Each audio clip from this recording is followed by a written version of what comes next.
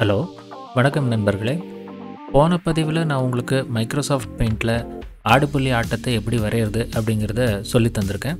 இந்த பதிவில் நான் உங்களுக்கு மைக்ரோசாஃப்ட் வேர்டில் எப்படி ஆடு புலி ஆட்டத்தை வரையலாம் அப்படிங்கிறத சொல்லித்தர போகிறேன்.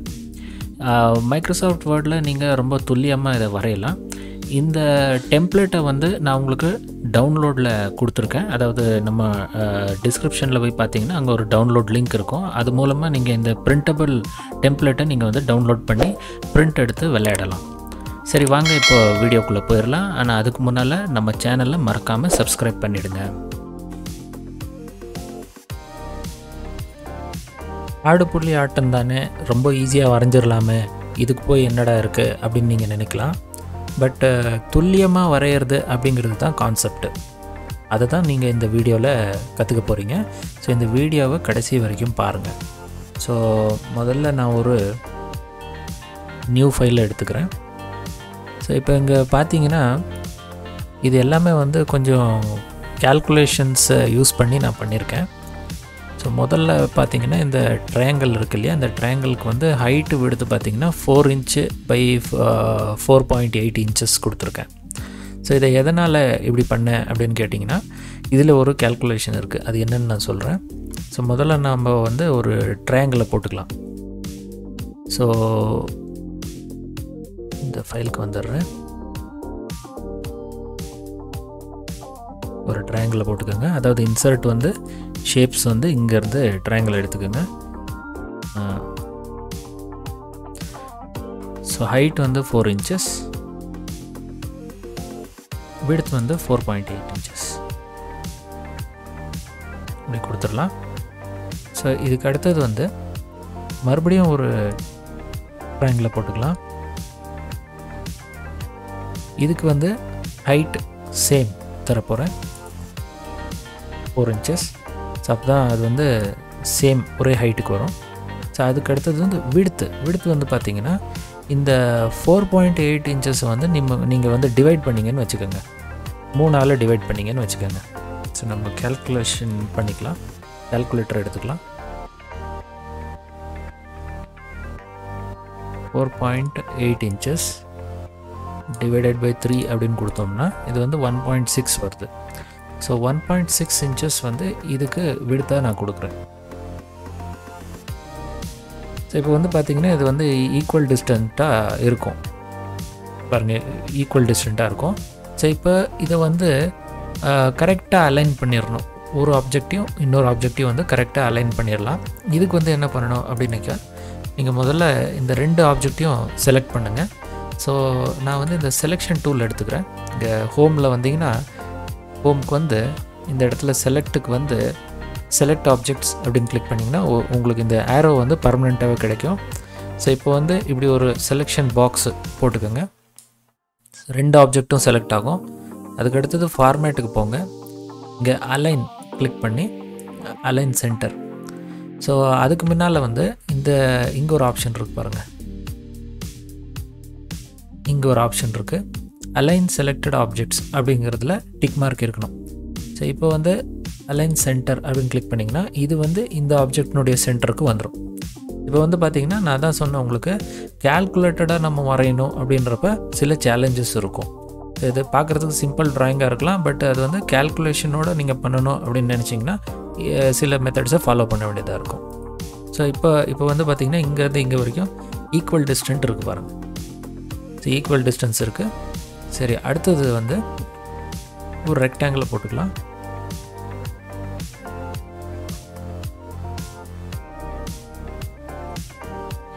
இதுக்கு நான் என்ன ஹைட் கொடுத்துருக்கேன் ஒரு செகண்ட் பார்த்துக்கிறேன். இதுக்கு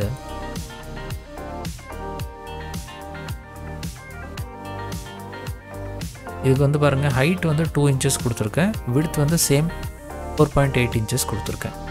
ஸோ ஃபஸ்ட் நான் இதை இங்கே வச்சுக்கிறேன். ஹைட் 2 இன்ச்சஸ், விடுத்து சேம் 4.8 இன்ச்சஸ். அதாவது இந்த ட்ரையாங்கிளுடைய விடுத்து நம்ம என்ன கொடுத்தோம் அதே விடுத்து தான் நான் இதுக்கு கொடுக்க போகிறேன், சேம் விடுத்து. ஸோ உங்களுக்கு இது எவ்வளோ வைடாக இருக்கோ அதே அளவுக்கு லென்த்துக்கு இதுவும் வந்துடும். அடுத்தது நான் வந்து ஒரு லைனை போட்டுக்கிறேன். இந்த லைனை போட்டுக்கிறேன். லைனை போடும்போது ஷிஃப்ட் கீயை பிடிச்சிக்கிட்டிங்கன்னா ஸ்ட்ரைட் லைன் வரும்.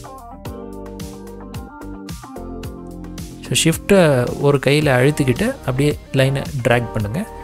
இதுக்கு வந்து சேம் விட்த்து 4.8 கொடுத்துடலாம். ஸோ இப்போ வந்து இதை ரெண்டுத்தையும் ஒன்றா அலைன் பண்ணணும். ஸோ இது என்ன பண்ணலாம், இந்த செலெக்ஷன், அதாவது அப்போ நம்ம ஹோம் ஸ்க்ரீனில் ஹோம் டேப் போய் இங்கேருந்து எடுத்தோம் பார்த்தீங்களா, இந்த செலெக்ஷன் டூலை வச்சு தான் செலக்ட் பண்ண போகிறோம். இது இருக்கும்பொழுது இப்படி செலெக்ஷன் பாக்ஸ் போட்டிங்கன்னா மல்டிபிள் ஆப்ஜெக்ட்ஸ் செலக்ட் ஆகும். ஸோ இப்போ இதை வந்து அலைன் வந்து சென்டர், மறுபடியும் அலைன் மிடல், இதை பண்ணிடுங்க. இதை பண்ணிவிட்டு அதுக்கப்புறம் இதை வந்து குரூப் பண்ணிடுங்க. ரெண்டும் ஒரு ஆப்ஜெக்டாக மாறிடும். ஸோ குரூப் பண்ணியாச்சு. அடுத்தது இதை வந்து இப்படி மேலே தூக்கிட்டு வந்து இங்கே வச்சிடலாம். ஸோ இப்போ என்னென்னு கேட்டிங்கன்னா, அது வந்து பின்னால் இருக்கிற ஆப்ஜெக்ட்ஸ் தெரிய மாட்டேங்குது.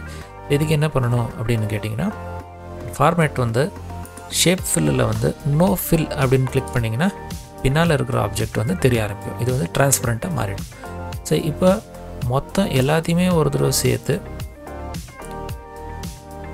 அலைன் வந்து சென்டர், லைன் மிடல் இப்படி பண்ணிங்கன்னா வந்து ஹாரிசான்டல் சென்டர், வெர்டிக்கல் சென்டரும் வந்துடும். ஸோ இப்போ மறுபடியும் நான் என்ன பண்ண போகிறேன், இது வந்து குரூப் பண்ணிடலாம். ஸோ இப்போ பார்த்தீங்கன்னா இது வந்து பக்காவாக இருக்குது, கேல்குலேட்டடாக இருக்குது. ஸோ நீங்கள் வந்து ஒரு ரஃப்பாக வரைஞ்ச மாதிரி இல்லை, எல்லாம் கரெக்டாக இருக்குது. ஸோ இப்போ இந்த சர்க்கிள்ஸ், நான் இங்கே வந்து சர்க்கிள்ஸ் போட்டிருக்கேன் பாருங்கள். இந்த சர்க்கிள்ஸை எப்படி போடுறது அப்படிங்கிறத பார்க்கலாம். இந்த சர்க்கிள்ஸ் போடுறதுக்கு நான் ஒன்றும் பெருசாக டெக்னிக் யூஸ் பண்ணல, சும்மா அப்படியே வரைஞ்சி விட்டுருக்கேன். பட் அது வந்து பக்காவாக அந்த நோட்லேயே, அதாவது அந்த இன்டர்செக்ஷன்லேயே வைக்கிறது வேர்டில் கொஞ்சம் சேலஞ்சிங்கான டாஸ்க் தான். வேர்டில் அதுக்கு டிஃபால்ட்டான ஆப்ஷன் எதுவும் கிடையாது. ஸோ நான் வந்து இந்த சர்க்கிள் இங்கேருந்து எடுத்துக்கிறேன். இந்த சர்க்கிள் வரையும் போது கூட நீங்கள் வந்து ஷிஃப்ட்டை பிடிச்சிக்கிட்டு வரையலாம். ஸோ நான் இங்கே வந்து இது வந்து 0.35 ஹைட்டு விடுத்து ரெண்டுத்துக்குமே கொடுத்துடலாம். அதுக்கப்புறம் வந்து இதை தூக்கிட்டு வந்து இங்கே வச்சுக்கோங்க. இது விஷுவலி நீங்கள் வந்து என்ன சொல்கிறது, விஷுவலி பார்த்து அதை கரெக்டான பொசிஷனுக்கு வச்சுருங்க. ஏன்னா வேர்டில் வந்து எந்த டிஃபால்ட் ஆப்ஷனும் கிடையாது. இந்த இன்டர்செக்ஷனில் உட்காத்தி வைக்கிறதுக்கு எந்த ஆப்ஷனும் கிடையாது. பட் இதை வந்து நம்ம வந்து வேறு சாஃப்ட்வேர்ஸ் இருக்குது.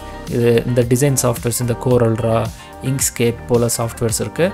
அதை யூஸ் பண்ணி நீங்கள் பண்ணிங்கனாக்கா நீங்கள் வந்து பக்காவாக இன்டர்செக்ஷனில் வைக்கலாம். அதை வேணும்னு நான் உங்களுக்கு அடுத்த பதிவில் நான் உங்களுக்கு காமிக்கிறேன். இங்க்ஸ்கேப்பில் எப்படி இதே சேம் ட்ராயிங்கை எப்படி போடுறது அப்படிங்கிறது நான் உங்களுக்கு அதில் சொல்லித்தரேன். ஸோ நம்ம மறக்காமல் என்னங்க, நம்மளுடைய அடுத்த பதிவையும் பாருங்கள். ஸோ இப்போ வந்து இந்த சர்க்கிளை வந்து எப்படி காப்பி பண்ணுறது. ஸோ நீங்கள் வந்து கண்ட்ரோல் பட்டனை பிடிச்சிக்கிட்டு கிளிக் பண்ணி ட்ராக் பண்ணலாம் இது போல். ஸோ இப்படியும் காப்பி பண்ணிக்கலாம்.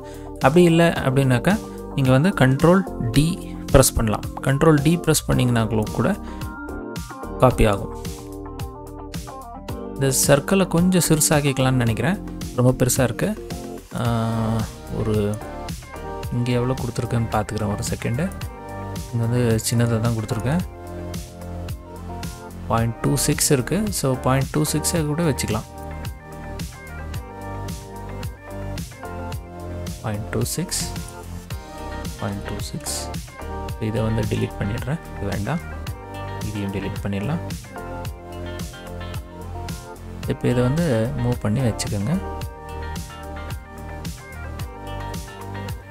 ஸோ இப்போ இது வந்து டெம்பரரி. நீங்கள் வந்து என்ன பண்ணலாம் அப்படின்னா, நோ ஃபில் பண்ணிவிட்டு பார்த்துக்கலாம் அது வந்து கரெக்டாக இருக்கா இல்லையா அப்படின்னு பார்த்துக்கிட்டு ஆரோ கீ யூஸ் பண்ணி நீங்கள் வந்து அதை அலைன் பண்ணிக்கலாம். பாருங்கள், இது போல் நீங்கள் அலைன் பண்ணிக்கலாம். ஒன்ஸ் சாட்டிஸ்ஃபைட் ஆனதுக்கப்புறம் நீங்கள் வந்து அதுக்கு ஏதாவது ஒரு ஃபில் கலர் கொடுத்துடலாம். ஸோ இப்போ நீங்கள் வந்து கண்ட்ரோல் பிடிச்சி ட்ராக் பண்ணிக்கலாம், அல்லது கண்ட்ரோல் டி ப்ரெஸ் பண்ணலாம். கண்ட்ரோல் டி ப்ரெஸ் பண்ணிங்கனாலும் இது வந்து டூப்ளிகேட் ஆகும். ஸோ கண்ட்ரோல் டி ப்ரெஸ் பண்ணிவிட்டு நீங்கள் வந்து இதை வந்து டூப்ளிகேட் பண்ணிகிட்டே போயிருங்க.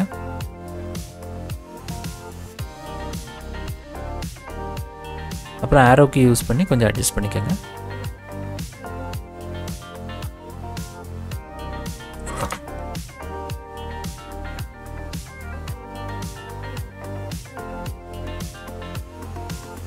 இது போல் இது வந்து டூப்ளிகேட் ஆகிடுச்சு. சரி, அடுத்தது வந்து மேலே ஒரு சர்க்கிள் தேவைப்படுது, இங்கே போட்டுடலாம்.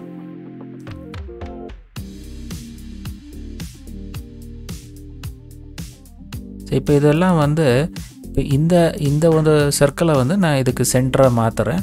ஸோ சென்டராக மாற்றுறதுக்கு நான் வந்து இந்த 2 ஆப்ஜெக்டையும் ஷிஃப்ட்டை பிடிச்சி இப்படி கிளிக் பண்ணிவிட்டு அலைன் வந்து சென்டர் கிளிக் பண்ணுறேன். ஸோ ஹாரிசான்டல் அலைன்மெண்ட் வந்துடும். ஸோ இப்போ இதை வந்து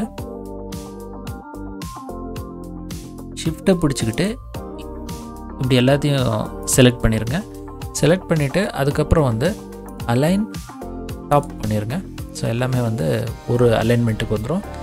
இதை வேணால் நம்ம என்ன பண்ணலாம் அப்படின்னாக்கா மொத்தமாக செலக்ட் பண்ணி அப்படியே வந்து கண்ட்ரோல் D பண்ணிடலாம்.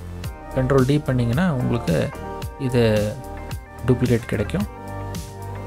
இதை அப்படியே கீழே வச்சு அலைன் பண்ணிக்கலாம். ஸோ இதை வந்து நான் மறுபடியும் என்ன பண்ணுறேன், குரூப் பண்ணிடுறேன். குரூப் பண்ணிவிட்டு இந்த பின்னாடி உள்ள ட்ரையாங்கிளோட சேர்த்து செலக்ட் பண்ணி, அதாவது ஷிஃப்ட் பிடிச்சி கிளிக் பண்ணி இதை வந்து சென்டர் மிடில் அலைன்மெண்ட் பண்ணிடுறேன். மிடில் அலைன்மெண்ட் பண்ணோம்னா பக்காவாக அது மிடில் சென்டருக்கு வந்துடும். ஸோ இப்படி சில டெக்னிக்ஸை நீங்கள் யூஸ் பண்ணலாம். ஸோ ஹாரிசான்டல் சென்டர் இது அப்படி பண்ணிங்கன்னா நம்ம வந்து கொஞ்சம் கன்ஃபார்ம் பண்ணிக்கலாம். ஓகே, இது வந்து கரெக்டாக தான் இருக்குது, துல்லியமாக இருக்குது அப்படின்னு சொல்லி நம்ம வந்து ஒரு கேரண்டிக்கு வரலாம். ஸோ மறுபடியும் இதை வந்து இன்னொரு கண்ட்ரோல் Dயை போட்டு இன்னொரு காப்பியை பண்ணிக்கலாம். பண்ணிவிட்டு இதை வந்து இங்கே கீழே கொண்டு வந்துடுறேன். ஸோ இதுக்கு அடுத்தது one more control D. So இதை வந்து கீழே எடுத்துகிட்டு வந்துடலாம். ஸோ இப்போ வந்து இது மறுபடியும் நான் வந்து சென்டர் பண்ணிடுறேன். லைன் சென்டர் எல்லாமே சென்டராக இருக்கா, அதாவது பின்னாடி உள்ள அந்த ட்ரையாங்கிளோட சேர்த்து செலக்ட் பண்ணணும். ஃபஸ்ட் இதை கிளிக் பண்ணுங்கள் இந்த குரூப்பை. அதுக்கப்புறம் ஷிஃப்ட்டை பிடிச்சிக்கிட்டு பின்னாடி இருக்கிற அந்த ட்ரையாங்கிளை செலக்ட் பண்ணுங்கள். அதுக்கப்புறம் வந்து அலைன் சென்டர் அப்படின்னு கிளிக் பண்ணுங்கள். இப்போ ஓரளவுக்கு நம்ம வந்து இது வந்து பக்காவாக பண்ணியிருக்கோம் இந்த சர்க்கிள்ஸு பொறுத்த வரைக்கும். ஸோ நீங்கள் பக்கா இன்டர்செக்ஷன்லேயே வைக்கணும் அப்படின்னு சொன்னிங்கன்னா அது கொஞ்சம் கஷ்டம்தான் வேர்டில். ஸோ இது பண்ணணும் அப்படின்னாக்கா நீங்கள் வேறு சில சாஃப்ட்வேர்ஸை யூஸ் பண்ண வேண்டியதாக இருக்கும். Coreldraw அல்லது Inkscape, Illustrator போன்ற சாஃப்ட்வேர்ஸை யூஸ் பண்ண வேண்டியதாக இருக்கும். ஸோ இப்போ வந்து இதை அன்குரூப் பண்ணிடலாம். அன்குரூப் பண்ணி இதை மறுபடியும் அலைன் பண்ணிக்கோங்க. ஸோ இதை அப்படியே பிடிச்சி இப்படி ட்ராக் பண்ணிகிட்டே போகலாம். இல்லைன்னா நீங்கள் வந்து ஆரோ கீ யூஸ் பண்ணிவிட்டு இது மாதிரி கொஞ்சம் கொஞ்சமாக அப்படியே நகர்த்தி கொண்டு போய் அங்கே வச்சுக்கலாம். இது போல் இல்லை ஷிஃப்ட்டை பிடிச்சிக்கிட்டு அப்படியே நீங்கள் வந்து மூவ் பண்ணி கூட கொண்டு வரலாம்.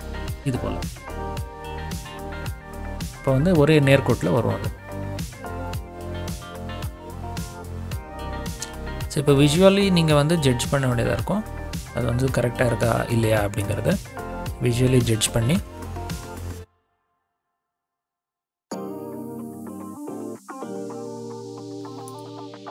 மறுபடியும் இதையும் வந்து அன்குரூப் பண்ணிடுறேன்.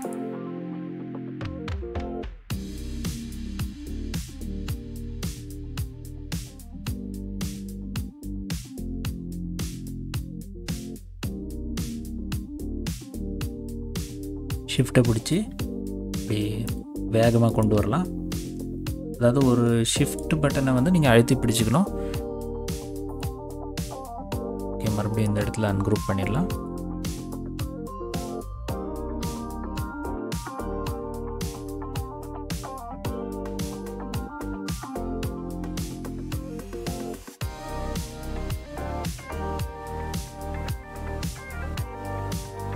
சரி, இப்போ இது வேண்டாத சர்க்கிள்ஸை வந்து டிலீட் பண்ணி விட்டுறேன். ஓகே, ஸோ இப்போ ஓரளவுக்கு இது அதாவது இந்த ட்ரையாங்கிள் ரெக்டாங்கிள் இது வந்து கரெக்டாக வந்திருக்குங்க. பட் இந்த சர்க்கிள் மட்டும்தான் கொஞ்சம் வந்து அவ்வளோ பர்ஃபெக்ட் அப்படின்னு சொல்ல முடியாது. ஸோ ஏன்னா இதை வந்து விஷுவலி நம்ம மேனுவலி வந்து பார்த்து அதை வந்து டிஸ்ப்ளேஸ் பண்ணியிருக்கோம். அதனால் அவ்வளோ பர்ஃபெக்ட்னு சொல்ல முடியாது. இதை பர்ஃபெக்டாக பண்ணணும் அப்படின்னு நினச்சிங்கன்னா நம்மளுடைய அடுத்த பதிவை கண்டிப்பாக பாருங்கள். நான் வந்து இங்க்ஸ்கேப்பில் உங்களுக்கு இதை எப்படி பக்காவாக எக்ஸாக்டாக அந்த இன்டர்செக்ஷனில் எப்படி கொண்டாது உட்காத்தி வைக்கிறது அப்படிங்கிறத நான் உங்களுக்கு சொல்லித்தரேன். ஸோ இங்க்ஸ்கேப் வந்து ஃப்ரீ சாஃப்ட்வேர். ஸோ அதனால் ஒரு பிரச்சனையும் இல்லை, நீங்கள் டவுன்லோட் பண்ணி அதை யூஸ் பண்ணிக்கலாம். ஸோ இந்த டெம்ப்ளேட் உங்களுக்கு தேவையாக இருந்தாக்கா நீங்கள் வந்து நம்மளுடைய டிஸ்கிரிப்ஷனில் போய் பாருங்கள், அங்கே வந்து உங்களுக்கு லிங்க் கொடுக்கப்பட்டிருக்கு. அந்த லிங்க்லேருந்து இந்த வேர்டு டெம்ப்ளேட்டு, அதாவது இந்த ஆடு புலி ஆட்டத்தினுடைய வேர்ட் டெம்ப்ளேட்டை உங்களுக்கு ஃப்ரீயாக நீங்கள் வந்து டவுன்லோட் பண்ணிக்கலாம். ஸோ இந்த பதிவு உங்களுக்கு பிடிச்சிருந்தா கண்டிப்பாக நீங்கள் வந்து நம்ம சேனலை சப்ஸ்கிரைப் பண்ணுங்கள், நம்மளை சப்போர்ட் பண்ணுங்கள். அப்போ தான் அடுத்தடுத்து நான் உங்களுக்கு இதே போல் டியூட்டோரியல்ஸை உங்களுக்கு நான் வந்து போட்டுகிட்டே இருக்க முடியும். அதுக்கப்புறம் உங்களுக்கும் வேறு ஏதாவது டவுட் இருந்தால் நீங்கள் கண்டிப்பாக கமெண்ட்ஸில் கேளுங்கள், நான் அதுக்கு தகுந்த மாதிரி டியூட்டோரியல்ஸை நான் உங்களுக்கு போடுறேன். நன்றி, வணக்கம்.